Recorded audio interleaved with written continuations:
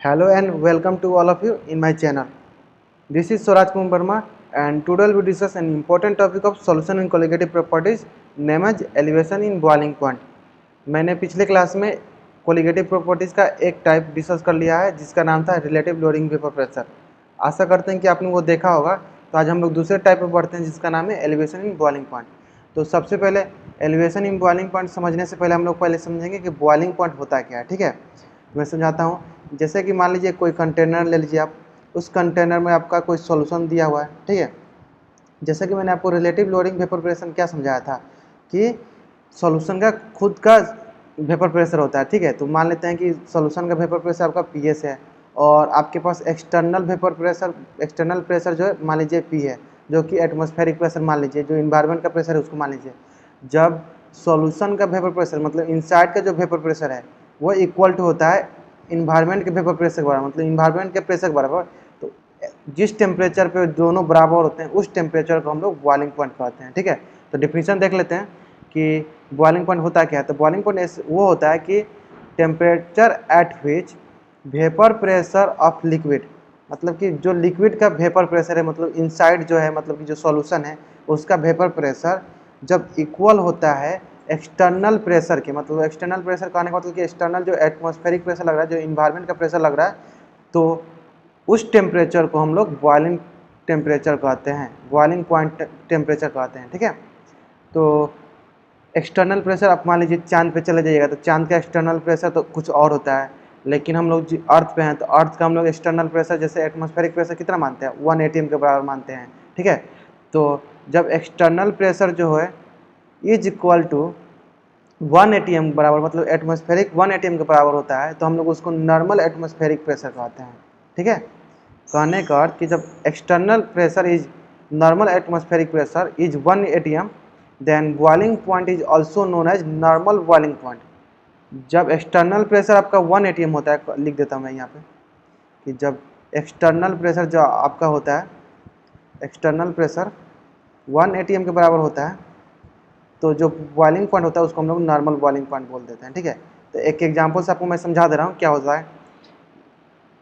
Example क्या है कि जो लिक्विड दिया हुआ है H2O लिक्विड, जब वो वेपर में कन्वर्ट होता है और फिर से आपको लिक्विड में बनता है, तो उस प्रोसेस में क्या होता है कि मान लीजिए कि उसका वेपर प्रेशर ऑफ सॉल्वेंट क्या दिया, मतलब प्रेशर ऑफ सॉल्वेंट क्या होगा कि लिक्विड का vapour pressure is equal to उसका एटमॉस्फेरिक प्रेशर। ठीक है, ये आपका डिफिनीशन था कि मतलब इनसाइड का जो लिक्विड है उसका vapour pressure is equal to होना चाहिए आपका एटमॉस्फेरिक प्रेशर के बराबर। तो उसको हम लोग सिंपली क्या बोलेंगे, बॉइलिंग पॉइंट बोल देंगे, मतलब उस टेम्परेचर हम लोग क्या बोल देंगे, बॉइलिंग पॉइंट बोल देंगे। ठीक है, लेकिन जब आपका इन्वायरमेंट वाला जो प्रेशर है, जो एटमॉस्फेरिक प्रेशर है, जब वो 1 atm बराबर हो जाता है, तो उस कंडीशन में हम लोग जो टेम्परेचर लेते हैं उसको नॉर्मल बॉइलिंग पॉइंट बोल देते हैं। ठीक है, तो आशा करते हैं कि आपको समझ में आ गया होगा कि बॉइलिंग पॉइंट क्या होता है और नॉर्मल बॉइलिंग पॉइंट क्या होता है। बॉइलिंग पॉइंट के केस में ये डिसाइडेड नहीं रहता है कि जो एक्सटर्नल प्रेशर है वो कितना प्रेशर है, वो ये कोई ज़रूरी नहीं है कि हमेशा एक्सटर्नल प्रेशर जो होगा वो 1 atm ही हो। 1 atm से कम भी हो सकता है, 1 atm से ज़्यादा भी हो सकता है। ठीक है, लेकिन in the case normal boiling point will be taken only atmospheric pressure is equal to 1 atm। Okay, तो ये था टोटल कहानी आपका बॉइलिंग पॉइंट का। ठीक है, तो एक दो एग्जाम्पल से अब देख लेते हैं कि इसका एलिवेशन में क्या अंतर पड़ता है और कुछ भी। जैसे कि आपको रिलेटिव लोडिंग वेपर प्रेशर मैंने क्या बताया था कि जब एक्सटर्नल सॉल्यूट ऐड करते हैं, मतलब कि नॉन वोलेटाइल सॉल्यूट ऐड करते हैं, तो क्या होता है, नॉन वोलेटाइल सॉल्यूट ऐड करते हैं तो क्या होता है कि वो सरफेस पे आके चिपक जाता है, जिसकी वजह से आपका सरफेस एरिया डिक्रीज हो जाता है और जो सॉल्यूशन का जो वेपर प्रेशर होता है वो डिक्रीज हो जाता है। क्यों डिक्रीज हो जाता है कि जिनके पास वोलेटाइल नेचर, मतलब जिनको वेपर में कन्वर्ट होने की क्षमता थी वो भी नहीं हो पाती है। क्यों नहीं हो पाता है कि जो नॉन वोलेटाइल सॉल्यूट जो उसको ऐड करते हैं तो वो आके सरफेस पे आपको चिपक जाते हैं। चिपक जाने से क्या होता है कि उसकी वोलेटाइल नेचर जो होता है वो कम हो जाता है, मतलब सरफेस एरिया आपका कम हो जाता है, मतलब सॉल्यूशन का वेपर प्रेशर आपका कम हो जाता है। ठीक है, तो वही केस यहाँ पे भी है कि जब नॉन वोलेटाइल सॉल्यूट ऐड कर रहे हैं into pure solvent, water pure solvent में, तो क्या होता है कि vapour pressure of solution will be decrease because it's decrease the surface area. ठीक है, मतलब कहने का अर्थ है कि इसका सॉल्वेंट का जो वेपर प्रेशर होगा ग्रेटर देन होगा सॉल्यूशन का वेपर प्रेशर, मतलब कि जब इनिशियल कंडीशन मान लीजिए इसका सॉल्वेंट रखे हैं पी सॉल्वेंट, ओके, जैसे मैं ये तो आपको मैंने रिलेटिव क्लोरीन वेपर में समझाया था, फिर भी समझा देता हूँ कि मान लीजिए सॉल्वेंट दिया हुआ, उसका vapour pressure, pure vapour pressure दिया हुआ कुछ समथिंग, ठीक है। लेकिन जब हम इसमें कोई सॉल्यूट ऐड कर दिए जो नॉन वोलेटाइल नेचर का है, तो आकर वो क्या करेगा, टोटल मिलके तो वो सॉल्यूशन बन जाएगा, लेकिन आकर क्या करेगा कि वो टोटल सॉल्यूशन के वेपर प्रेशर को डिक्रीज कर देगा। क्यों डिक्रीज कर देगा, क्योंकि उससे सरफेस एरिया जो है डिक्रीज हो जाएगा, ठीक है। तो इसीलिए आप यहाँ से पता कर सकते हैं कि जो वेपर प्रेशर ऑफ सॉल्वेंट है वो ज़्यादा होगा वेपर प्रेशर ऑफ सॉल्यूशन के, ठीक है। तो ये ओवरऑल आपका कहानी था कि प्रेशर जो है सॉल्वेंट का ज़्यादा होगा सॉल्यूशन से, ठीक है। लेकिन जब हम लोग आइडियल केस ले रहे हैं, जैसे कि मैंने बताया था कि आइडियल केस में कि जो वोलेटाइल नेचर का सॉल्यूट भी ऐड कर रहे हैं और आपका वोलेटाइल नेचर का सॉल्वेंट भी है, तो उस केस में क्या होगा कि जितना सॉल्वेंट होगा उतना का उतना सॉल्वेंट आपका वेपर प्रेशर में कन्वर्ट हो जाएगा। तो उस केस में आपका जो वेपर प्रेशर ऑफ सॉल्वेंट होगा वो इज इक्वल टू हो जाएगा एटमॉस्फेरिक प्रेशर है, ठीक, एटमॉस्फेरिक प्रेशर के बराबर, ठीक है। तो उस पॉइंट को हम लोग, उस टेम्परेचर पॉइंट को हम लोग क्या बोलेंगे, boiling point of the solvent, ठीक है। Boiling point of the solvent के ले रहे हैं, अगर सॉल्यूशन के लेंगे तो क्या होंगे, boiling point of the solution बोल देंगे, ठीक है। लेकिन अभी हमको क्या पता चला है कि हम लोग नॉन वोलेटाइल सॉल्यूट ऐड कर रहे हैं, तो जिससे क्या हो रहा है कि हमको सॉल्वेंट का जो वेपर प्रेशर है वो ज़्यादा है सॉल्यूशन की तुलना में। मतलब सॉल्वेंट का वेपर प्रेशर हम इज इक्वल टू मान ले रहे हैं, जैसे कि अभी मान लीजिए कि PATM के बराबर है, मतलब एटमॉस्फेरिक प्रेशर बराबर है, तो ये कंडीशन आ रहा है, ठीक है। लेकिन इस केस में हम लोग क्या कर रहे हैं कि टेम्परेचर को इंक्रीज कर दे रहे हैं। मान लीजिए कि कोई कंटेनर रखा हुआ है, बोल रहा है कि जो इनसाइड प्रेशर, मतलब जो सॉल्वेंट का प्रेशर है उसको हम लोग मान लिए PATM है, ठीक है। और हम नॉन वोलेटाइल सॉल्यूट ऐड किया, मतलब इससे पता चला कि जो सॉल्यूशन का जो प्रेशर है वो कम है सॉल्वेंट की तुलना में। लेकिन जब हम लोग इसको हीट करते हैं, इसको जब टेम्परेचर इसका इंक्रीज करते हैं, तो उस केस में क्या होता है कि जो सॉल्यूशन का वेपर प्रेशर होता है, सॉल्यूशन का जो प्रेशर होता है वो भी इज इक्वल टू हो जाता है एटमॉस्फेरिक प्रेशर के बराबर, ठीक है। एटमॉस्फेरिक प्रेशर के बराबर हो जाता है। तो कहने का अर्थ ये है कि जब टेम्परेचर को हम लोग इंक्रीज नहीं करते, टेम्परेचर जब अपने लेवल पर आता है, कहने का अर्थ ये है कि जैसे कि आपको क्या होता है कि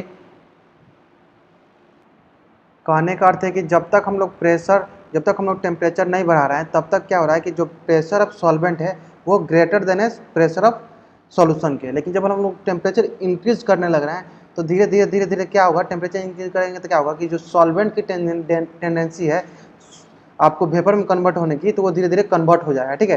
तब क्या होगा कि मतलब टोटल का टोटल सॉल्वेंट जो है वो आपको ऊपर चला जाएगा, जैसे जो टोटल का टोटल जो सॉल्वेंट है वो वेपर में कन्वर्ट करके ऊपर चला जाएगा, ठीक है। तो बचेगा क्या, टोटल नीचे क्या बचेगा, सिर्फ सॉल्यूट बचेगा, मतलब सॉल्यूट को ही हम लोग सॉल्यूशन कंसीडर कर देंगे। उस केस में क्या होगा कि जो सॉल्यूशन होगा वो इज इक्वल टू हो जाएगा एटमॉस्फेरिक प्रेशर के बराबर, ठीक है। तो इस केस में जब हम लोग टेम्परेचर इंक्रीज करते हैं, तो टेम्परेचर ऑफ सॉल्यूशन का जो बॉइलिंग पॉइंट होता है, टेम्परेचर मतलब जो बॉइलिंग पॉइंट होता है वो ग्रेटर देन हो जाता है आपका सॉल्वेंट के बॉइलिंग पॉइंट से, ठीक है। जब हम लोग टेम्परेचर इंक्रीज करते हैं, तो इसका हम लोग यूज करेंगे अभी कुछ देर बाद, आपको दिखाते हैं इसको। जब हम लोग ग्राफ में अच्छे से ड्रॉ करेंगे, वहाँ पे आपको अच्छे से समझ में आ जाएगा कि टोटल कहानी चल क्या रहा है, ठीक है। तो जैसे कि हम लोग ग्राफ का ड्रॉ कर रहे हैं कि boiling point of solution will increase, कब इंक्रीज करा, जब हम लोग टेम्परेचर इंक्रीज करते हैं, टेम्परेचर विल बी इंक्रीजेज। जब टेम्परेचर इंक्रीज कर रहे हैं तो सॉल्यूशन का बॉइलिंग पॉइंट इंक्रीज कर जा रहा है। क्यों इंक्रीज हो रहा है कि जितना का जितना इसका सॉल्वेंट है वो आपको वेपर में कन्वर्ट हो जा रहा है, ताकि आपको सिर्फ कंटेनर में सॉलिड पार्टिकल बन जाए, वो भी कौन सा सॉलिड, जो कि नॉन वोलेटाइल नेचर का है, जो कि वेपर में कन्वर्ट नहीं हो पाएगा, ठीक है। तो अब कंटेनर में कुछ बचा ही नहीं, मतलब सिर्फ सॉलिड बचा है, तो किसके बराबर होगा, जितना सॉलिड का प्रेशर होगा सेम एज आपको जो एक्सटर्नल प्रेशर, मतलब जो एटमॉस्फेरिक प्रेशर है उसके बराबर हो जाएगा, बस जाहिर सी बात है। हम लोग ग्राफ से आपको इजीली बता देते हैं कि क्या है। जैसे ग्राफ जो दिया हुआ है वो ग्राफ आपको दिया हुआ है वेपर प्रेशर वर्सेस आपको टेम्परेचर के बीच, ठीक है। तो सबसे फर्स्ट कंडीशन में सॉल्वेंट का आपका ग्राफ दिया हुआ है, सॉल्वेंट का कर्व दिया हुआ है वेपर प्रेशर और टेम्परेचर के बीच। ये मैंने आपको जब रिलेटिव लोडिंग वेपर प्रेशर पढ़ाया था, जब राउट लॉ पढ़ाया था, उसमें भी मैं आपको ग्राफ डिस्कस करके बताया था कि जो वेपर प्रेशर और टेम्परेचर के बीच जो ग्राफ बनता है वो रेक्टेंगुलर हाइपरबोला जैसा होता है, ठीक है। तो आप इसको देख लीजिएगा, e के पावर माइनस एक्स के टर्म में था, तो वो आपको e के पावर माइनस एक्स के ग्राफ जैसा होता है, ठीक है। तो उसमें बताया था उसी टाइप का ये भी है। जब वेपर प्रेशर और टेम्परेचर के बीच में जब ग्राफ बना है, सॉल्वेंट का ग्राफ ऊपर जा रहा है, सबसे ऊपर, ठीक है। क्यों, जब तक हम लोग टेम्परेचर, जैसे कि मैंने आपको यहाँ क्या होता है कि अगर हम लोग जैसे कि टेम्परेचर अभी तक इंक्रीज नहीं किए हैं, तो क्या है, सॉल्वेंट का जो सॉल्वेंट का जो प्रेशर है वो ज़्यादा है, जैसे कि सॉल्वेंट का प्रेशर जो है ज़्यादा है आपको सॉल्यूशन के प्रेशर से, ठीक है। तो यहाँ पे देख लीजिए, जैसे कि मैंने बताया कि जब तक हम लोग टेम्परेचर इंक्रीज नहीं किए, तो अभी देखिए सॉल्वेंट का जो है प्रेशर, सॉल्वेंट का जो टेम्परेचर है या सॉल्वेंट का जो प्रेशर है ज़्यादा है आपका सॉल्यूशन की तुलना में। लेकिन जैसे जैसे हम लोग टेम्परेचर इंक्रीज करते जा रहे हैं तो सॉल्यूशन का जो है टेम्परेचर बढ़ते जा रहा है और उसका वेपर प्रेशर हम लोग कांस्टेंट रखते हैं, मतलब एक पॉइंट को कांस्टेंट ले रहे हैं। तो एक्सटर्नल प्रेशर मतलब कि ये वेपर प्रेशर मान लीजिए आपको यहाँ पे 1 atm के बराबर मान लेते हैं, ठीक है। तो इनिशियल केस में जब हम लोग टेम्परेचर इंक्रीज नहीं किए हैं, उस केस में आपका सॉल्वेंट का ज़्यादा है, इसको 1 atm, ये 1 atm सॉल्वेंट का जो प्रेशर है 1 atm है। 1 atm पे ही हम लोग देख रहे हैं कि किस पे क्या अंतर पड़ रहा है, ठीक है। तो 1 atm को हम लोग फिक्स कर रहे हैं। जैसे जैसे हम लोग टेम्परेचर बढ़ाते जा रहे हैं तो देख रहे हैं कि सॉल्यूशन का जो बॉइलिंग पॉइंट है वो बढ़ते जा रहा है। जैसे कि मैंने यहाँ पर आपको बताया था कि अगर टेम्परेचर इंक्रीज होता है तो जो सॉल्यूशन होता है उसका जो प्रेशर होता है P atm के बराबर हो जा रहा है और सॉल्यूशन का बॉइलिंग पॉइंट जो है बढ़ते जाता है सॉल्वेंट के बॉइलिंग पॉइंट की तुलना में। तो इसी तरह आपको ग्राफ में दिखाया गया है कि जो आपका सॉल्यूशन का है, जैसे जैसे हम लोग टेम्परेचर बढ़ाते, जैसे टेम्परेचर बढ़ा दिए, मान लीजिए यहाँ पर 30 डिग्री हुआ तो यहाँ पर मान लीजिए 35 हो गया। तो इस पर हम लोग जैसे बढ़ा टेम्परेचर आपका कांस्टेंट आपको वेपर प्रेशर आपका बॉइलिंग पॉइंट बढ़ते जा रहा है। जैसे इधर भी हम लोग बढ़ाए, इसका सॉल्यूशन का बॉइलिंग पॉइंट बढ़ते जा रहा है। तो इससे आप बोल सकते हैं कि सॉल्यूशन 2 का जो बॉइलिंग पॉइंट होगा सॉल्यूशन 1 से ज़्यादा होगा और सॉल्यूशन 1 का जो बॉइलिंग पॉइंट होगा सॉल्वेंट से ज़्यादा होगा, ठीक है। तो हम लोग इससे आपको एलिवेशन इन बॉइलिंग पॉइंट को डिस्कस कर रहे हैं, इसलिए इस ग्राफ को मैंने बताया है, ठीक है। तो आप कंसीडर कर लीजिए BD को, आज आप BD को आप कंसीडर कर लीजिए एज ए स्ट्रेट लाइन, ठीक है। BD को कंसीडर कर लीजिए एज ए स्ट्रेट लाइन। उसी तरह आप AE को कंसीडर कर लीजिए एज ए स्ट्रेट लाइन, ठीक है। तो आपको देखिए कि कौन कौन सा ट्रेंगल बन जाएगा। BCD ट्रेंगल बन जाएगा, एक BCD ट्रेंगल हो गया। एक आपका ट्रेंगल बन जाएगा BE और A, मतलब AEC बन जाएगा ट्रेंगल। तो कहने का अर्थ कि आपके पास 2 ट्रेंगल आ गया, एक BCD और एक ACE, ठीक है। तो अब इन दोनों को मेट सिमिलरिटी का प्रॉपर्टीज लगा दीजिएगा, जिससे कि आपको एलिवेशन इन बॉइलिंग पॉइंट का केस आएगा। मैं आपको करके दिखा दे रहा हूँ। जैसे कि फॉर डाइल्यूट सोल्यूशन क्या होता है कि a solution is dilute then BD and AE act like a straight line, ठीक है। तो हम लोग देख लेते हैं एक बार। जैसे कि आपको BD को क्या कीजिए, BD को कर दीजिए आप स्ट्रेट लाइन कंसीडर कर लीजिए और AE को क्या कंसीडर कर लीजिए, AE को भी आप लोग स्ट्रेट लाइन कंसीडर कर दीजिए, ठीक है। तो इस तरह हम लोग देखते हैं, जब हम लोग को BD और AE को हम लोग स्ट्रेट लाइन कंसीडर करके तो एक ट्रेंगल बन जाएगा। ट्रेंगल कौन कौन सा ट्रेंगल बन गया, triangle BCD and triangle AEC, ठीक है। तो ये ट्रेंगल में हम लोग सिमिलरिटी के कंडीशन लगा रहे हैं। सिमिलरिटी कंडीशन लगाएंगे तो सिमिलरिटी कंडीशन क्या होता है कि जो साइड होता है उसका रेशियो बराबर होता है, जो एंगल होता है उसका रेशियो बराबर होता है, ठीक है। तो हम लोग यहाँ साइड को कंसीडर करते हैं, जैसे कि CD वर्सेस आपका CE हो जाएगा, उसी तरह आपका CB वर्सेस CA हो जाएगा, ठीक है। तो इसको हम लोग देख लेते हैं, जैसे कि CD वर्सेस CE हो गया, उसी तरह BC वर्सेस AC हो गया, ठीक है। तो आपको CD वर्सेस CE को क्या लिख सकते हैं, CD को आप क्या लिख सकते हैं, जैसे कि मैंने आपको दिखाया था, CD को आप लिख सकते हैं temperature of boiling point of solution 1 minus temperature of boiling point of solvent, ठीक है। मतलब कहने का अर्थ कि डेल्टा TF1 मतलब कहने का अर्थ कि TB1 मतलब कि बॉइलिंग पॉइंट का जो एलिवेशन है in first solution, and second में लिख देंगे हम लोग कि जो बॉइलिंग पॉइंट का जो एलिवेशन होता है इन सेकेंड सॉल्यूशन, ओके। जैसे कि मैंने आपको BC क्या हो जाएगा, बॉइलिंग पॉइंट में जो आपका एलिवेशन हुआ इन सेकेंड सॉल्यूशन, ठीक है। और C क्या डिनोट कर रहा है, C आपका डिनोट कर रहा है प्रेशर के बारे में, मतलब प्रेशर आपका क्या है इस कंडीशन में। उसी तरह आपका AC क्या डिनोट करेगा, वो आपका टेम्परेचर डिनोट कर देगा, ठीक है। तो आपका ये हो जाएगा डेल्टा P1 इस तरह, ठीक है। तो हम लोग इसको एक एक्ट लाइक कैसे बोल देंगे, इसको बोल देंगे delta TB divide by delta P, जो कि कांस्टेंट होगा, ठीक है।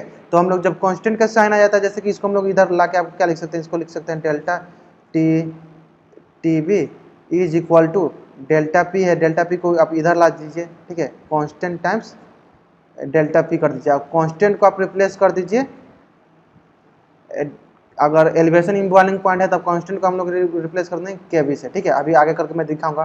तो यहाँ से हमको क्या पता चल गया कि जो डेल्टा TB है वो किसके बराबर है, जो डेल्टा TB मतलब एलिवेशन इन जो बॉइलिंग पॉइंट है वो डायरेक्टली प्रोपोर्शनल है आपका प्रेशर डिफरेंस के बीच में, ठीक है, directly proportional to pressure difference के लिए। जब हम प्रोपोर्शनलिटी कांस्टेंट हटाएंगे तो किससे मल्टीप्लाई कर देंगे, जब प्रोपोर्शनलिटी कांस्टेंट हटाएंगे तो उससे हम लोग केवी से मल्टीप्लाई कर देंगे, ठीक है। तो ये था आपका ओवरऑल जब हम लोग प्रेशर के डिफरेंस में ले रहे हैं, ठीक है। जब हम लोग को मोलर मास के डिफरेंस में, मोलरिटी के डिफरेंस में जब रेफरेंस में लेते हैं तो क्या करते हैं, ठीक है, उसको पहले हम डिस्कस कर लेते हैं। तो हम लोग डिस्कस करते हैं कि मोलरिटी के टर्म में इसको कैसे रिप्लेस करेंगे, ठीक है। तो उससे पहले एक टर्म डिस्कस कर लेते हैं कि जब वेपर प्रेशर सॉल्यूशन जो होता है, वेपर प्रेशर जब सॉल्यूशन ज़्यादा डिक्रीज करता है, जितना ज़्यादा डिक्रीज करता है उतना ही आपका बॉइलिंग पॉइंट जो है बढ़ता है। मतलब सॉल्यूशन का जो वेपर प्रेशर मतलब पीएस जितना ही ज़्यादा डिक्रीज करेगा उतना ही आपका बॉइलिंग पॉइंट बढ़ेगा। मतलब कहने का अर्थ कि जो वेपर प्रेशर है सॉल्यूशन का वो इन्वर्सली प्रोपोर्शनल टू है आपका बॉइलिंग पॉइंट के, ठीक है। तो ये था ओवरऑल। और हम लोग जैसे कि रिलेटिव लोअरिंग पेपर में मैंने क्या फॉर्मूला बताया था, P naught minus P S divide by P naught is equal to small N divide by small N plus N, जहाँ की स्मॉल एन जो है आपका मोल्स ऑफ सॉल्यूट है और कैपिटल एन जो है मोल्स ऑफ सॉल्वेंट है, ठीक है। तो यहाँ पे डाइल्यूट सॉल्यूशन के लिए हम लोग क्या कंसीडर कर लेते हैं, जो small N plus capital N है वो इज इक्वल टू होता है कैपिटल, मतलब कि सिर्फ मोल्स ऑफ सॉल्वेंट हो जाता है, ठीक है। उसको हम लोग कंसीडर कर लिए यहाँ पे, जैसे कि मैंने लिख दिया है, ठीक है। अब हम लोग यहाँ पे क्या कंसीडर कर रहे हैं कि जो P naught minus P S है वो चेंज इन प्रेशर है, जैसे कि मैंने आपको पीछे बता दिया था कि डिफरेंस इन प्रेशर क्या है, जैसे कि यहाँ से आपको चेंज इन प्रेशर बोल दे रहे हैं, ठीक है उसको। तो delta P naught minus P S को हम लोग चेंज इन प्रेशर बोल दे रहे हैं, जैसे चेंज इन प्रेशर हो गया whole divide by P naught. P naught क्या है, pure vapour pressure of solute, pure vapour pressure of solvent, pure vapour pressure of solvent जो है pure vapour pressure of solvent है, ठीक है। तो यहाँ से हम लोग क्या करेंगे, पी नॉट को आप मल्टीप्लाई कर दे रहे हैं राइट हैंड साइड में, तो यहाँ से मल्टीप्लाई कर दिए, क्रॉस मल्टीप्लाई कर दिए, तो ये आ गया, ठीक है। और जहाँ की मैंने आपको कल बताया था कि हम लोग जो कैपिटल एन को क्या लिख सकते हैं, कैपिटल क्या है मोल्स ऑफ सॉल्वेंट है, तो क्या लिख सकते हैं wait of solvent divide by molar mass of solvent. इसमें क्या करते हैं 1000 से मल्टीप्लाई, ऊपर नीचे 1000 से मल्टीप्लाई कर दे रहे हैं, जो कि मैंने यहाँ लिख दिया, ठीक है। यहाँ पे हम लोग क्या करेंगे, पी नॉट के साथ एन को जो है एन को होल डिवाइडेड मान लेते हैं कि weight divide by molar mass into 1000, ठीक है। अब हम लोग यहाँ पे क्या कंसीडर कर रहे हैं कि ये small N divide by capital N, small N क्या है moles of solid divide by weight of solvent, और वेट ऑफ सॉल्वेंट जब हम केजी में करना है तो उसको हम लोग 1000 से मल्टीप्लाई कर देंगे ताकि ये आपको मोलरिटी में कन्वर्ट हो जाएगा, मतलब कि स्मॉल एन में कन्वर्ट हो जाएगा। ताकि मैंने आपको जो सेकंड लेसन बताया था इसमें बताया था मोलरिटी क्या होता है, मोलरिटी क्या होता है कि moles of solute divide by weight of solvent, किसका होता है वेट ऑफ सॉल्वेंट का होता है, ठीक है। लेकिन सॉल्वेंट क्या होता है केजी में होता है, तो इसके लिए हम लोग 1000 से उसको डिवाइड कर दें ताकि वो केजी में कन्वर्ट हो जाए, ठीक है। तो इसको हम लोग क्या बोल देंगे मोलरिटी बोल देंगे, ठीक है। इसको मोलरिटी बोल देंगे। तो अब क्या क्या आपके पास टोटल टर्म आ गया कि डेल्टा पी क्या हो जाएगा, पी नॉट यहाँ पे हो गया इनटू मोलरिटी, और इसको जब हम लोग ऊपर ले जाएंगे तो मोलर मास है, ये मोलर मास ऊपर चल जाएगा तो क्या हो जाएगा एम होल डिवाइड बाई 1000, ठीक है। आप लोगों को कन्फ्यूजन कि यहाँ पे होगा कि कैपिटल एम मतलब यहाँ पे आप समझ लीजिएगा कैपिटल एम जो होता है मोलर मास होता है, ना कि मोलरिटी होता है। मैंने इसके पहले भी जो डिस्कस कराया था आपको in the topic relative loading vapour pressure, वहाँ पे भी मैंने बताया था कि जो कैपिटल एम होता है आप मोलरिटी मत समझिएगा, उसको आप मोलर मास समझिएगा। मैं वहाँ पे लिख के भी बताया था, यहाँ पे मैंने लिख दिया कि जो कैपिटल एम होता है वो मोलर मास होता है, ना कि मोलरिटी होता है, ठीक है। तो यहाँ से आप क्या कंसीडर कर लिए कि जो डेल्टा पी है वो डायरेक्टली प्रोपोर्शनल टू है आपका मोलरिटी के, ठीक है। तो यहाँ से आपका फार्मूला निकल के आएगा, जैसे कि यहाँ से आपको डेल्टा टी भी जो है डायरेक्टली प्रोपोर्शनल टू हो गया आपका डेल्टा पी के, उसी तरह आपका डेल्टा पी है वो डायरेक्टली प्रोपोर्शनल टू हो गया आपका मोलरिटी का। तो इसी तरह आपका जो एलिवेशन इन बॉइलिंग पॉइंट है वो किसके प्रोपोर्शनल हो जाएगा, ठीक है।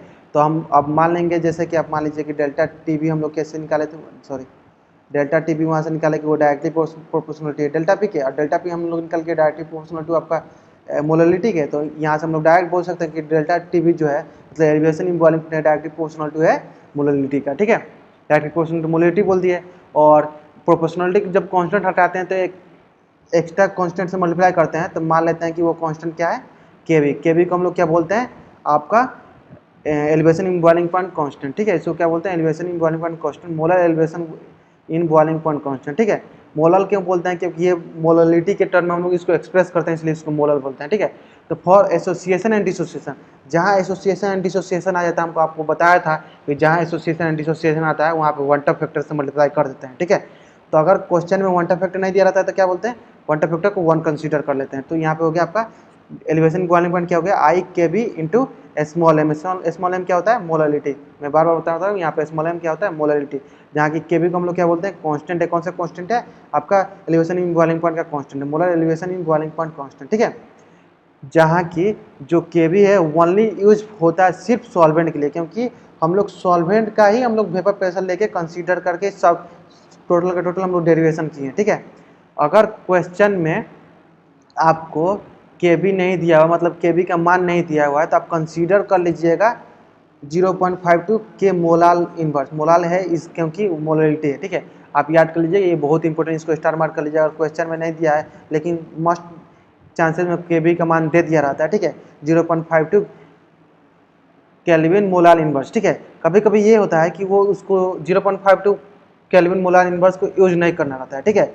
तो आपको बहुत सारा टर्म दे देता है, जैसे कि एंथैल्पी चेंज दे देता है, तो उस समय आपको खुद से डेल्टा के भी मतलब elevation in boiling point constant निकालना रहता है, ठीक है। तो ये जरूरी नहीं है कि हमेशा फिक्स मत कर लीजिएगा कि 0.52 जहाँ के भी आए वहाँ पर 0.52 केल्विन मोलाल इनवर्स कर देंगे, ठीक है। नहीं, आपके पास इसका फार्मूला भी है, केबिन का निकालने का फार्मूला है, वो मैं आपको फार्मूला बता दे रहा हूँ। केबी का फार्मूला होता है कि R T B square whole T B square divided by 1000 into latent heat of vaporization, जहाँ की आर जो है वो गैस कांस्टेंट है और टी बी जो है आपका ये टी बी है आपका एलिवेशन इन बॉइलिंग पॉइंट, और आपको ये लेटेंट हीट ऑफ वेपराइजेशन पता ही है। जब लेटेंट हीट वेपराइजेशन को हम लोग और लिख सकते हैं delta H divide by molar mass लिख सकते हैं। लेटेंट हीट को क्या लिख सकते हैं, delta H divide by molar mass लिख सकते हैं। तो इसको और एक तरीके से लिख सकते हैं कि आर मतलब गैस कांस्टेंट इंटू मतलब टी बी का whole square into molar mass whole divide by 1000 into delta H vaporization, जहाँ की कैपिटल एम जो है मोलर मास है और एल वेपराइजेशन क्या है, लेटेंट हीट ऑफ वेपराइजेशन, जिसका यूनिट होता है जूल पर ग्राम या केल्विन पर ग्राम, ठीक है। आप इसका यूनिट भी याद रखिएगा, बहुत ही इंपॉर्टेंट है। बहुत ही ये जैसे अगर मेंस का सवाल देना, मेंस का एग्जाम देना है या बोर्ड का एग्जाम देना है, उसमें आपको ये नहीं पूछेगा, उसमें आपको डायरेक्ट फॉर्मूला याद रहेगा, डायरेक्ट आपको के बी का मान 0.52 कैलोरी मोलार इनवर्स कर लीजिएगा। लेकिन जब आप एडवांस का एग्जाम दीजिएगा, उससे भी थोड़ा टफेस्ट एग्जाम दीजिएगा, तहाँ पे जहाँ वहाँ पे आपको के बी का मान यूज करवाएगा, के बी का फॉर्मूला यूज कराएगा। वहाँ के लिए आपको याद रखना जरूरी है कि R into T B square whole divide by 1000 into latent heat of vaporisation आ रहा है, जहाँ की लेटेंट हीट ऑफ वेपराइजेशन क्या लिख सकते हैं, delta H vaporization divide by M. Divide by m क्या होता है, वो मोलर मास होता है, ठीक है। तो ये था आपका ओवरऑल के बी का फॉर्मूला, ठीक है। तो यहाँ से क्या निकल के आता है कि जो एलिवेशन इन बॉइलिंग पॉइंट होता है वो सॉल्यूशन का बॉइलिंग पॉइंट माइनस सॉल्वेंट का बॉइलिंग पॉइंट होता है। कैसे, देख लीजिए यहाँ से, ये ग्राफ में देखिए, ग्राफ में जैसे कि आपको बोल देगा कि आपको डेल्टा टी बी निकालने के लिए, तो आप क्या कीजिएगा, आपको बोल देगा डेल्टा टी बी निकालने के लिए, तो क्या कीजिएगा, सॉल्यूशन का बॉइलिंग पॉइंट माइनस आपको सॉल्वेंट का बॉइलिंग पॉइंट करेंगे तो यार डेल्टा टी बी निकल जाएगा, मतलब चेंज निकल जाएगा। उसी तरह आप मान लीजिए सॉल्यूशन 2 ले लीजिए और इनिशियल सॉल्वेंट ले लीजिए, तो इसका निकालने के लिए क्या कीजिएगा, आपका सॉल्यूशन 2 का बॉइलिंग पॉइंट माइनस सॉल्वेंट का बॉइलिंग पॉइंट कर देंगे, मतलब ये डेल्टा टी बी निकल जाएगा, ठीक है। तो वही कहने का अर्थ है कि कभी कभी सवाल क्या पूछ देगा, कभी कभी लॉजिक से पूछ देगा। तो बच्चे सब क्या करते हैं कि बच्चे सब क्या करते हैं कि एक फार्मूला याद कर लेते हैं कि क्या होता है डेल्टा टी बी और आई के बी इंटू एम, लेकिन वो क्या करते हैं कि सेकेंड फार्मूला को भूल जाते हैं। सेकेंड फार्मूला मतलब जो ग्राफ बेस्ड है, मतलब ये जो ग्राफ बेस्ड आपको बताया कि कैसे बताया था ग्राफ बेस्ड में, इसको भूल जाते हैं। क्वेश्चन यहीं से डायरेक्ट पूछ जाता है कि आपको temperature of boiling point solution पता है और सॉल्वेंट पता है, डायरेक्ट माइनस कर दीजिए, आपको एलिवेशन बॉइलिंग पॉइंट मिल जाएगा। लेकिन बच्चे सब कहाँ कन्फ्यूजन में आए थे, उनको फॉर्मूला पता रहा कि आई के बी इंटू एम, ठीक है। जरूरी नहीं है कि हर एक जगह को आई के बी इंटू एम ही यूज करना है। मैं आपको 2-3 फार्मूला 2-3 क्वेश्चन की प्रैक्टिस कराऊंगा ताकि आपको अच्छे से क्लियर हो जाए कहाँ हमको delta T b equal to मतलब बॉइलिंग पॉइंट का एलिवेशन और सॉल्यूशन का बॉइलिंग पॉइंट माइनस सॉल्वेंट का बॉइलिंग पॉइंट करके हमको एलिवेशन इन बॉइलिंग पॉइंट निकाल लेना है, ठीक है। तो क्वेश्चन की प्रैक्टिस करते हैं। तो आप पहले क्या कीजिएगा, किसी भी क्वेश्चन को ट्राई करने से लिए मेरा फंडा यूज़ कीजिए। क्या फंडा है कि पहले वीडियो को पॉज करना है, सेल्फ ट्राई करना है, फिर आपको सॉल्यूशन देखना है। आशा करते हैं कि आपने ये क्वेश्चन को ट्राई कर लिए होंगे। तो हम लोग स्टार्ट करते हैं। तो स्टार्ट करते हैं। जैसे कि क्वेश्चन में बोला है 0.2 मोलाल, मोलाल कहने का अर्थ है कि ये मोलालिटी दिया हुआ है। क्या दिया हुआ है, मोलालिटी दिया हुआ है। क्या दिया है, मोलालिटी दिया हुआ है, मतलब 0.2 मोलालिटी दिया हुआ है of NaCl solution in water. मतलब दिया है, मतलब कोई क्वेश्चन दिया है जिसमें वाटर दिया हुआ है और NaCl दिया है, दोनों को मिक्स करके आपको सॉल्यूशन दिया हुआ है। सॉल्यूशन किसका किसका है, वाटर का है प्लस आपको वाटर का है प्लस NaCl का है, ओके। तो मैंने फॉर्मूला क्या बताया कि एलिवेशन इन बॉइलिंग पॉइंट निकालने का फॉर्मूला क्या बताया कि डेल्टा टी बराबर क्या होता है आई K b into small m क्या होता है मोलिटी होता है। और क्वेश्चन में आपको वन टॉप फैक्टर नहीं दिया रहता है तो वन टॉप फैक्टर क्या ले लेंगे 1 कंसीडर कर देंगे। यहाँ पर वन टॉप फैक्टर 1 कंसीडर कर दिए और के बी नहीं दिया हुआ तो मतलब के बी को हम लोग क्या कंसीडर करेंगे 0.52 केल्विन मोलार इनवर्स। ठीक है, आप देख लीजिएगा मोलाल मोलाल कट जाएगा मतलब लिख भी देते हैं केल्विन मोलाल इनवर्स, नीचे मोलाल हो जाएगा मोलाल। ओके, इनवर्स मतलब नीचे चला जाएगा इंटू 0.2 मोलाल, तो मोलाल मोलाल कट गया यानी।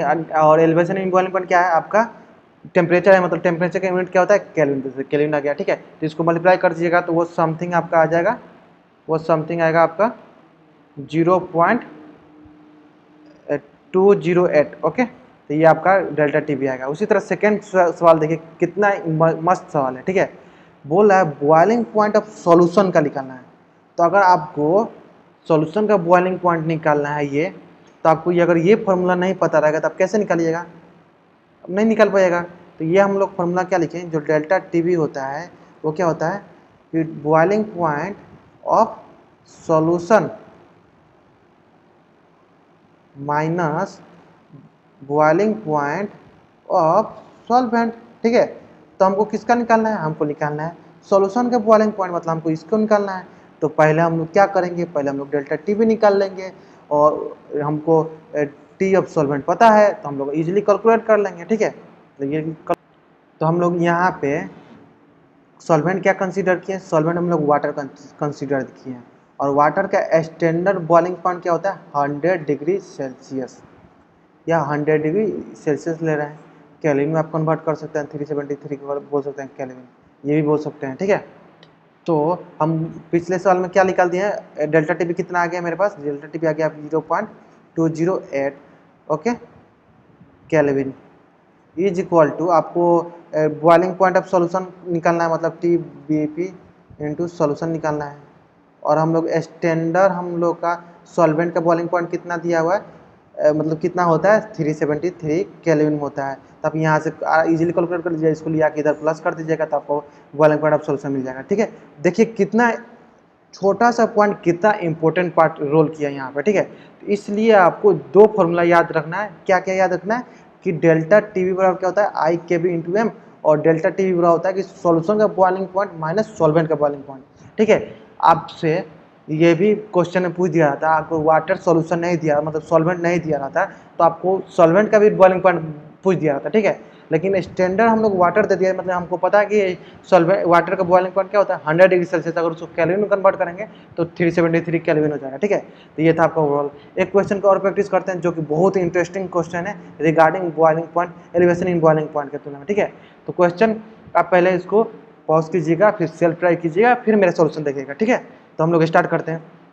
क्वेश्चन बोला है कि if elevation of boiling point of two solution of 0.1 है, मतलब मोलिलिटी दे दिया आपका NaHSO4 एंड 0.1 m NaSH, मतलब दो आपका सॉल्यूट दिया हुआ है। R delta TV and delta TV dash, मतलब कि दो सॉल्यूशन और दो एलिवेशन इन बॉइलिंग पॉइंट दिया है। देन वैल्यू ऑफ लिमिट है m tend to 0 delta TV divide by delta TV dash. Okay, तो पहले हम लोग निकालते हैं। तो फर्स्ट सॉल्यूशन क्या दिया है, फर्स्ट सॉल्यूशन में आपको सॉल्यूट दिया हुआ है NaHSO4 और इसका मोलिलिटी कितना दिया हुआ है 0.1। ओके, उसी तरह सेकेंड सॉल्यूशन में आपको सॉल्यूट क्या दिया हुआ है NaCl और इसका मोलिलिटी कितना दिया हुआ है 0.m। ठीक है, तो पहले इसका लिए हम लोग एलिवेशन मतलब डेल्टा टी भी निकाल लेते हैं। क्या हो जाएगा i K b into m, small m कितना दिया है इसका 0.1। ओके, इसका निकाल लेते हैं हम लोग। इसका क्या होगा डेल्टा टी बी डैश है जो, इसका होगा आई K b into M, M कितना है इसका 0.1। तो आपको बोला है limit m tend to 0 delta TV dash TV divide by TV dash. ठीक है, तो सबसे यहाँ पे इंपॉर्टेंट रोल क्या अदा करेगा, यहाँ पे इंपॉर्टेंट रोल अदा करेगा, इसलिए आपको सॉल्यूट दिया है। सॉल्यूट इसलिए दिया है कि आपको वन टॉप फैक्टर निकाल सके। ठीक है, तो वन टॉप फैक्टर निकालते हैं NaHSO4, ये टूटेगा तो इसके पास कितना नंबर ऑफ मतलब कोलिगेटिव प्रॉपर्टीज है, इसके पास total number of colligative properties कितने हैं। तो आप इसको तोड़िए, किससे तोड़ेंगे तो ये हो जाएगा एगो Na प्लस, फिर बोलेगा एगो H प्लस, फिर एगो टूटेगा आपको SO4 माइनस। ठीक है, तो टोटल कितने हुए 3, जब 100% डाइल्यूशन केस रहता है, 100% डिसोसिएशन केस होता है या 100% एसोसिएशन केस होता है, तो आई बराबर क्या होता है, एन हो जाता है। तो यहाँ पे एन कितना है, 3, मतलब यहाँ का आई हो जाएगा 3, मतलब इसके लिए जो आई है वो 3 हो गया। करने करते 3 टाइम्स के बी इंटू 0.1। उसी तरह NaCl का देख लेते हैं। NaCl का तो पता ही है क्या, किस में टूटेगा, Na plus Cl minus. Okay, तो कहने का 100% डिसोसिएशन या एसोसिएशन का क्या होता है, आई बराबर एन होता है, जहाँ यहाँ पे एन क्या है, 2 है। तो इसके लिए क्या हो गया आपका, इसके लिए हो गया आपका आई हो गया 2, तो क्या हो गया 2 into K b into 0.1। Okay, तो ये आ गया टी बी डैश, ये आ गया आपका टी बी। तो लिमिट m टेंडेंट तो क्या हो जाएगा, limit m tending to 0, T B क्या है मेरे पास, टी बी है मेरे पास 3 K b 0.1, 3 into K b into 0.1 whole divide by 2 into K b into 0.1। तो के बी कट गया, 0.1 कट गया, 3/2 कितने बराबर हो जाएगा, 3/2 आपका हो जाएगा 1.5। तो ओवरऑल आपका आंसर क्या हो जाएगा, 1 मतलब सी ऑप्शन आपका करेक्ट हो जाएगा। देखिए कितना इंटरेस्टिंग सवाल था। सवाल में हम लोग क्या ध्यान देता है, बच्चा सब बोलेगा के बी दिया ही नहीं है, तो फिर हम लोग सवाल को कैलकुलेट कैसे करेंगे, नहीं। आप क्वेश्चन को थोड़ा ध्यान से देखिए, तो उसमें क्या बोला है कि दोनों का मोलरिटी सेम दे दिया है, ठीक है। यहाँ से भी आप दिमाग लगा सकते हैं, और आपको वन टॉप फैक्टर भी दिमाग में रखना है कि वन टॉप फैक्टर का सोल्यूट क्यों डिफरेंट दिया है, क्योंकि हमको वन टॉप फैक्टर का यूज करना है, इसलिए सोल्यूट डिफरेंट दिया हुआ है, ठीक है। अगर सोल्यूट सेम रहता तो दोनों का वन टॉप फैक्टर भी सेम हो जाता, तो कोई क्वेश्चन का कोई मान ही नहीं था, डेल्टा टी बी कट जाता, 1 आ जाता, सिंपल से आंसर, ठीक है। लेकिन देखिए सोल्यूट क्यों डिफरेंट दिया है, ताकि आप इसको वन टॉप फैक्टर निकालिए, आपका थोड़ा वन टॉप फैक्टर का भी रिवाइज हो जाए, ठीक है। तो बहुत इंटरेस्टिंग सवाल था, इसको स्टार मार्क कर लीजिए क्योंकि एक बार ये मेंस में आ चुका है, ठीक है। तो स्टार्ट करते हैं नेक्स्ट सवाल के साथ, वो भी बहुत इंटरेस्टिंग सवाल है। तो पहले आप इसको सेल्फ ट्राई कीजिए, फिर मैं आपको बताता हूँ, ठीक है। आशा करते हैं कि आपने इसको ट्राई कर लिया होगा, तो मैं इसका आंसर बताता हूँ, ठीक है। तो एक बात आप ध्यान में रखिएगा कि जब भी वन टॉप फैक्टर जो होता है लार्जर होता है, तो उसका जो बॉइलिंग पॉइंट होता है लार्जर होता है, मतलब कि वन टॉप फैक्टर होता है directly proportional to boiling point के। ओके, जितना ज़्यादा वन टॉप फैक्टर होगा उतना ही ज़्यादा बॉइलिंग पॉइंट होगा, ठीक है। तो कहने का अर्थ की कोई क्वेश्चन दिया हुआ है, among the following which solution है लार्जेस्ट बॉइलिंग पॉइंट, ठीक है। तो बच्चा सब क्या करेगा कि देखेगा, जैसे ये क्वेश्चन फट से क्या करेगा कि आपको डेल्टा टी बी निकालने लगेगा, डेल्टा टी बी निकालेगा आई के बी इंटू एम, ठीक है। तो जैसे आपको इतना है, तो आपको दिमाग में ये क्लिक करना चाहिए, देखना चाहिए, ऑप्शन को देखना चाहिए कि 0.1 क्या है, वो मोलरिटी है। तो देखिए सब में 0.1 0.1 0.1 दिया हुआ है, ठीक है। और किसी में 0.2 दिया रहता, तब आपको इस फॉर्मूला पर जाते हैं, ठीक है। अभी हमारे पास क्या है कि जो डेल्टा टी बी, देखिए डेल्टा टी बी क्या होगा, directly proportional to van't Hoff factor भी हो जाएगा, डायरेक्टली प्रोपोर्शनल टू आपका के बी भी हो जाएगा, और डायरेक्टली प्रोपोर्शनल टू आपका मोलरिटी हो जाएगा, ठीक है। तो देखिए यहाँ पर सबका मोलरिटी सेम है, देखिए सबका मोलरिटी सेम है, तो आपका मोलरिटी वाला पार्ट गया, और सबका तो एलिवेशन बॉइलिंग पॉइंट भी कांस्टेंट होगा, तो ये भी गया। तो बचा क्या कि जो डायरेक्टली प्रोपोर्शनल टू है आपको वन टॉप फैक्टर, मतलब कि जो एलिवेशन बॉइलिंग पॉइंट है डायरेक्टली प्रोपोर्शनल टू है वन टॉप फैक्टर, मतलब कि आप सबका अगर वन टॉप फैक्टर निकाल लीजिएगा, तो आप इजीली कैलकुलेट कर लीजिएगा किसके पास लार्जेस्ट होगा, ठीक है। तो पहले हम लोग फर्स्ट का निकालते हैं। फर्स्ट क्या है, NaCl। तो NaCl 100% डिसोसिएशन होगा, तो NaCl का एन का मान कितना होगा, 2, मतलब कि इसका वन टॉप फैक्टर क्या आएगा, 2, ठीक है। इसका 2 आ गया। इसका देखते हैं Na2SO4 का। तो Na2SO4 कैसे टूटेगा, मैं यहाँ तोड़ के दिखाता हूँ। Na2SO4 टूटेगा आपका 2 times Na plus SO4 minus, मतलब इसका n कितना होगा, इसका n होगा 3, जो कि I के बराबर, मतलब इसका I हो गया आपका 3, मतलब वन टॉप फैक्टर इसका हो गया 3। उसी तरह इसका देखते हैं, तो ये टोटल एक के बराबर कंसीडर करेंगे इसको, क्योंकि मैंने बताया था जो कॉम्प्लेक्स कंपाउंड है वो नेवर भी आयोनाइज, ठीक है। मतलब ये आयोनाइज नहीं होगा, मतलब जितना रहेगा उतना ही बराबर होगा। मान 2 टाइम्स होता है 2 हो जाएगा इसका क्लोरिटी, मान यहाँ पे 2 रहता, मतलब दो पार्ट है, बस इतना हमको माना है 2 पार्ट है, लेकिन यहाँ पे 2 नहीं है, मतलब 1 है तो 1 ही होगा, ठीक है। तो ये 3 और 1, इसका n बराबर क्या होगा, इसका 4 होगा, मतलब I बराबर इसका 4 आ गया, ठीक है। मतलब अभी भी ये लीडिंग में चल रहा है, ठीक है। उसी तरह इसका देखिए, इधर 4 और इधर 1, मतलब टोटल n बराबर यहाँ आ गया 5, मतलब कि सबसे ज़्यादा इसके पास होगा, D के पास, क्योंकि सबसे ज़्यादा इसके पास वन टॉप फैक्टर है, ठीक है। तो कभी कभी दिमाग भी लगा लिया कीजिए कि मतलब इजी कैलकुलेशन है। मैं आशा करता हूँ कि आपने सभी इस फॉर्मूला में रखे होंगे, आपको डेल्टा टी बी बराबर क्या, आई के बी इंटू एम, आप सब जगह आप 0.52 इंटू मोलरिटी सब जगह मल्टीप्लाई किए होंगे। लेकिन देखिए आप थोड़ा सा आप दिमाग लगाते तब पता चल जाता है कि सबका मोलरिटी सेम दिया हुआ है, सबका आपका मोलर कांस्टेंट भी सेम होता है। तो सिर्फ हमको क्या देखना है, हम लोग सिर्फ देख लेना है वन टॉप फैक्टर से। देखिए तो वन टॉप फैक्टर कितना इंपॉर्टेंट रोल यहाँ पे अदा किया, ठीक है। तो आशा करते हैं कि आपको क्वेश्चन बहुत अच्छे से समझ में आया होगा। तो प्लीज़ इस क्वेश्चन को बार बार रिवाइज कीजिएगा, ताकि इससे रिलेटेड बहुत सारे सवाल आते हैं मेंस में, ताकि वो आपको इजीली कैलकुलेट हो जाए, ठीक है। मेंस में क्या पूछ देगा, दो का मोलरिटी सेम दे देगा और दो का मोलरिटी सेम दे देगा, ठीक है। तो आप क्या कीजिए कि दो को जो जिसका मोलरिटी सेम है उसमें से एक किसी को कैलकुलेट कर लीजिए और उसके वन टॉप फैक्टर से कंपेयर कर लीजिए, जिससे ज़्यादा होगा उसका हम लोग बोल देंगे, ठीक है। तो ऐसे सवाल पूछ सकता है, ठीक है। एक क्वेश्चन का और प्रैक्टिस करते हैं जो कि बहुत इंटरेस्टिंग क्वेश्चन है, उसको देख लेते हैं। क्वेश्चन दिया हुआ है 1 mole urea was present in 100 gram water. कहने का कि कोई सॉल्यूशन है जिसमें 100 ग्राम वाटर, मतलब सॉल्वेंट दे दिया आपका वाटर, इसमें क्या करते हैं 1 मोल यूरिया हम लोग ऐड कर देते हैं। 1 मोल यूरिया ऐड कर दिए, ओके। तो बताना है कि which elevation in boiling point of solution will be, मतलब सॉल्यूशन का कौन सा बॉइलिंग पॉइंट होगा, ठीक है। तो आपको हिंट में ये दे रहा हूँ कि जो यूरिया होता है नाइदर डिजॉल्व और मतलब नाइदर डिसोसिएटेड और नॉन एसोसिएटेड। कहने का अर्थ कि ये डिसोसिएटेड नहीं होता और एसोसिएटेड होता नहीं होता है। तो जब डिसोसिएशन और एसोसिएशन नहीं होता है तो हम लोग वन टॉप फैक्टर को क्या कंसीडर करते हैं, वन टॉप फैक्टर को हम लोग 1 कंसीडर करते हैं। तो आशा करते हैं ये सभी को पता होगा, क्योंकि मैंने रिलेटिव लोडिंग वेपर प्रेशर जब पढ़ाया था उस समय मैंने आपको नोट डलवा के लिखवाया था, बहुत ही बोल्ड अक्षर में मैंने नोट डलवाया था कि जब कोई भी सॉल्यूशन, कोई भी आयन जब डिसोसिएट और एसोसिएट ना हो तो उस सिचुएशन में जो वन टॉप फैक्टर होता है उसको 1 कंसीडर कर लेते हैं। तो यहाँ पे आपको हिंट क्या मिल गया कि जो यूरिया होता है वो डिसोसिएट नहीं होता है और ना ही एसोसिएट होता है, मतलब कि वन टॉप फैक्टर को हम लोग 1 कंसीडर करेंगे, ओके। मतलब वन टॉप फैक्टर को हम लोग 1 कंसीडर कर लिए, ठीक है। तो एलिवेशन इम्बॉल्व निकलता है, क्या होगा डेल्टा।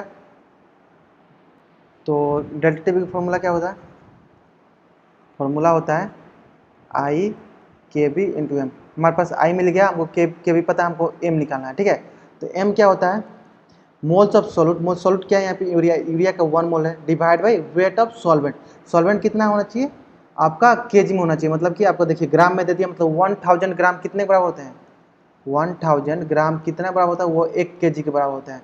तो बच्चा सब यहाँ पे भी गलती कर देता है, डायरेक्ट यहाँ पे 1/1000 कर देता है। नहीं, हमको जो नीचे वाला सॉल्वेंट होता है वो 1000 में रहता है, वो 1000 में रहता है, मतलब कि वो केजी में रहता है, या तो वो 1000 ग्राम होगा नहीं तो वो केजी में होगा। तो हम लोग नहीं, वो नीचे वाला जो होता है मोलरिटी केस में वो केजी में रहता है, तो हम लोग को जो 1000 ग्राम उसको हम लोग केजी में कन्वर्ट कर लेंगे, ठीक है। तो यहाँ पे ये गलती मत कीजिएगा, आप थोड़ा समझदार हैं तो आप अच्छे से कर लीजिएगा इसको, ठीक है। तो 1/1 केजी, तो कहने का अर्थ कि जो मोलरिटी है वो कितने बराबर हो जाएंगे, वो 1 के बराबर हो जाएगा, ठीक है, 1 मोलाल के बराबर हो जाएगा, ठीक है। तो यहाँ पे आप टोटल कंसीडर कर लीजिएगा, आई क्या हो जाएगा, आई 1 हो गया, क्योंकि ये यूरिया जो होता है नाइदर डिसोसिएटेड नाइदर एसोसिएटेड, ठीक है। और केवी क्या होता है 0.52 और मोलरिटी क्या होता है 1 होता है, ठीक है। तो हम लोग टोटल मल्टीप्लाई कर दिए, कितना आ गया 0.52 आपका आ गया टेबी, मतलब 0.52 केल्विन आ गया। तो ये था आपका overall elevation in boiling point, जो कि बहुत इंटरेस्टिंग था। इसमें 2 फॉर्मूला आपको याद करना है, क्या डेल्टा टी बी क्या होता है, आई के बी इंटू एम, जहाँ की एम क्या होता है, मोलरिटी होता है। सेकंड फॉर्मूला क्या याद करना है कि डेल्टा टी बी बराबर क्या होता है, boiling point of solution minus boiling point of solvent. 2 formula बहुत ही इंपॉर्टेंट है। एक पॉइंट और कंसीडर करना है कि जो यूरिया होता है वो नाइदर डिसोसिएटेड नाइदर एसोसिएटेड, तो उस केस में हमारा वन टॉप फैक्टर जो होता है 1 हो जाता है, ठीक है। और मोलरिटी का भी डिफिनेशन हमको बेसिक डिफिनेशन याद रहना चाहिए कि मोल्स डिवाइड बाई नीचे जो सॉल्वेंट होता है वो केजी में होता है, मोल्स डिवाइड बाई सॉल्वेंट, जो सॉल्वेंट होता है वो केजी में होता है, ठीक है। तो ये था आपका overall elevation in boiling point. आशा करते हैं कि आपको मजा आ रहा होगा पढ़ने में, आप ऐसे ही पढ़ते रहिए। तो हम लोग नेक्स्ट लेसन में देखेंगे बहुत ही इंपॉर्टेंट टॉपिक, जो कि कोलिगेटिव प्रॉपर्टीज का 3rd पार्ट होगा। तो मिलते हैं नेक्स्ट